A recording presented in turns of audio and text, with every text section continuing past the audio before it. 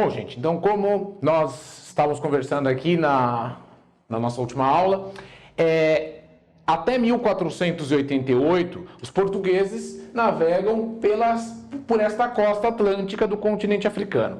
A partir dessa data, com a chegada no extremo sul da África, chamado anteriormente de Cabo das Tormentas e agora de Cabo da Boa Esperança, o projeto de chegar na Índia começa a se consubstanciar. Tá?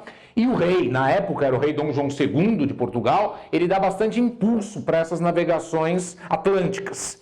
Porque se o país conseguir chegar na Índia e tiver acesso aos mercados do Oriente, às especiarias, os portugueses poderão ser os fornecedores deste valioso produto para a Europa. E Lisboa se tornaria o principal centro distribuidor dessas especiarias pelo continente europeu. E observe uma coisa também. Eu disse a vocês que o mar Mediterrâneo era o centro do comércio da navegação europeia. Com as grandes navegações, o grande centro da riqueza, do comércio, vai começar a ser o Oceano Atlântico, o antigo mar tenebroso e temido. Bom, então vamos continuar aqui. No início da década de 1490, os portugueses estão planejando uma frota que contorne a costa da África e consiga chegar finalmente na Índia. Tem que o vizinho e rival de Portugal é o Reino de Castela, que está bastante interessado no comércio marítimo, nas riquezas que o Reino de Portugal vem adquirindo. Só que Portugal já tem mais experiência no mar que Castela. Acontece que no início da década de 1490, chega em Lisboa um genovês chamado Cristóvão Colombo, ou também Cristóvão Colombo. E ele apresenta um projeto para o rei de Portugal, Dom João II, que é navegar até a Índia, mas por um outro caminho. Qual é o caminho? Segundo Cristóvão Colombo, os portugueses estão perdendo tempo, já que estão contornando a costa africana, que é o caminho mais longo. Para Colombo, o caminho mais curto é navegar em direção ao Ocidente, para chegar no Oriente. Como? Já que o Colombo é um dos defensores que a Terra não é chata, a Terra seria um geóide, portanto, é possível sair de um ponto, dar a volta e chegar no mesmo ponto. Só que o Colombo faz cálculos do diâmetro da Terra. E segundo os cálculos de Colombo, só para você ter uma ideia, o Japão, se os cálculos de Colombo estivessem certos, o Japão seria onde está Cuba hoje. Então a distância entre a Europa e o Japão, nos cálculos de Colombo, é o equivalente a Cuba. Em outras palavras, o mundo que Colombo calculou era muito menor do que ele é de fato. E qual a proposta que ele oferece aos portugueses? Me financie, que eu vou navegar para o Ocidente, vou dar a volta ao mundo e chegar no Oriente. Só que Portugal não aprova o plano de Colombo. E por que isso? Porque os portugueses sabem que o mundo é muito maior do que é, de fato, do que os cálculos de Colombo dizem que é. Então, para Portugal, se financiar esse projeto, as embarcações vão navegar e não vão chegar em terra nenhuma, porque isso aqui seria um mar enorme, a não ser que encontre alguma ilha no meio do caminho. Então, para os portugueses seria suicídio.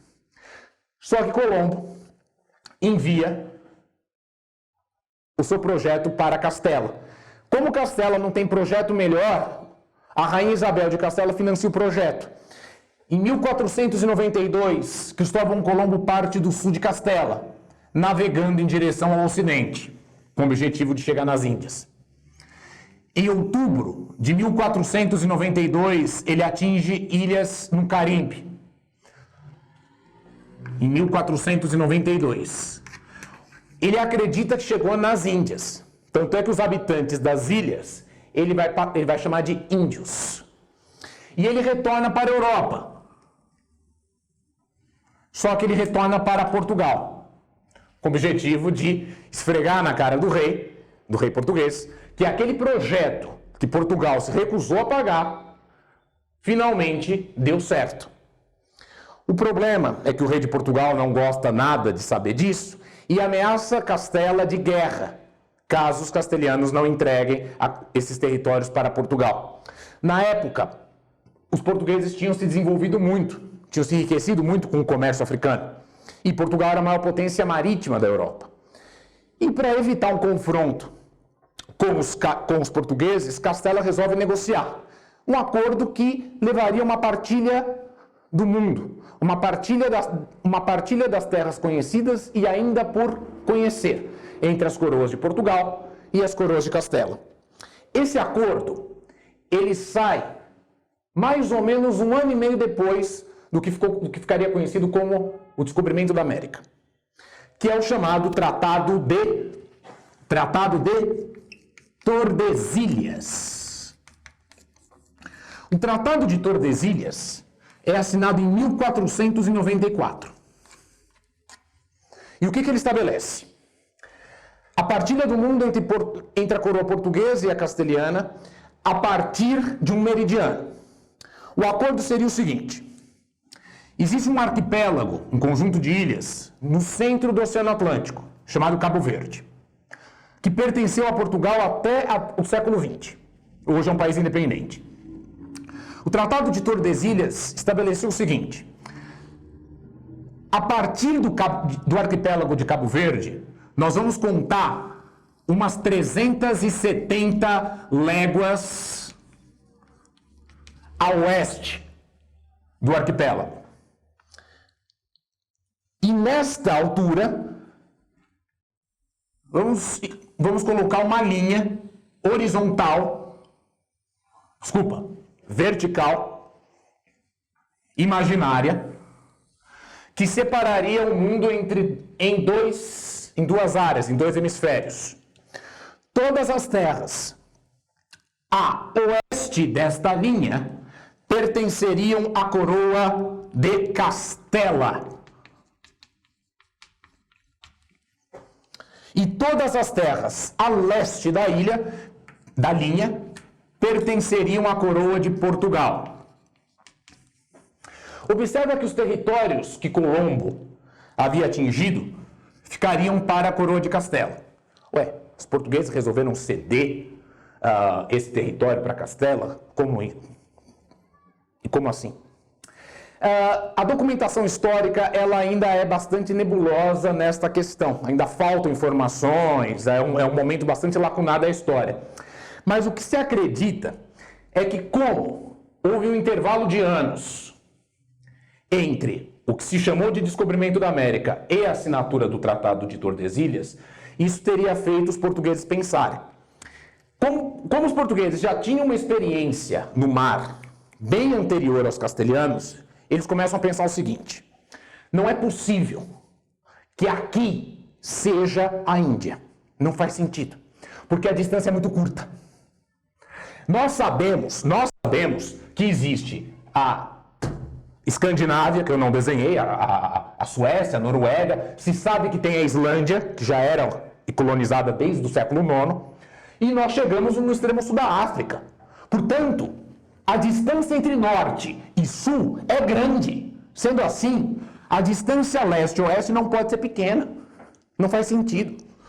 Senão a Terra seria isto aqui, mais ou menos. E os cartógrafos diziam que Deus não poderia ter feito isto. Não é harmonioso.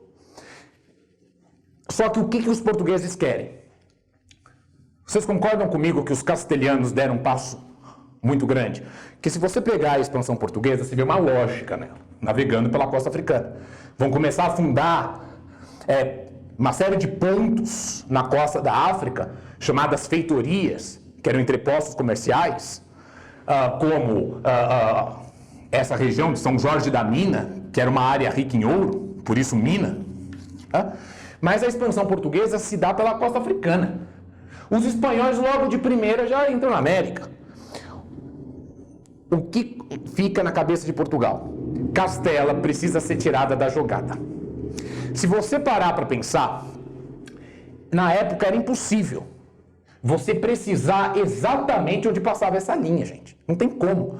Não tem como você navegar em linha reta por 370 léguas no oceano, sendo que as embarcações precisavam de vento, e parar no meio do mar e imaginar, vai passar uma linha aqui que vai até até sei lá onde, que eu não estou vendo, e vai até o Polo Norte. Isso não existe. Não tinha como saber onde ficava essa linha. Essa linha nunca foi precisa.